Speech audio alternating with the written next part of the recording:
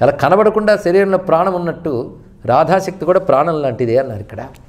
అదే పరమేశ్వరుని యొక్క సమర్థతాశక్తి దుర్గా, ఐశ్వర్యశక్తి లక్ష్మి, జ్ఞానశక్తి సరస్వతి, సౌరమండలాంతర్గతమైన బ్రహ్మశక్తి గాయత్రి, ప్రాణశక్తి రాధా అన్నారు ఇక్కడ.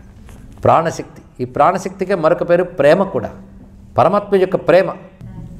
ముందు ఇచ్ఛా జ్ఞానక్రియ, ముందు లోపల శక్తి ఉండాలి, అది దుర్గా.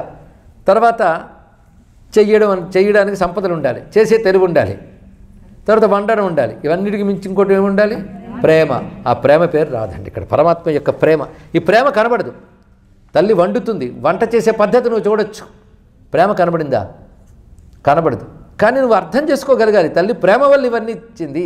కానీ అమ్మ అన్నం వడ్డించింది కాదు, ప్రేమతో అన్నం వడ్డించింది, అన్నంతో ప్రేమ వడ్డించింది. ప్రేమ కనబడకపోయినా తల్లి యొక్క ప్రేమను ఎలా అర్థం చేసుకో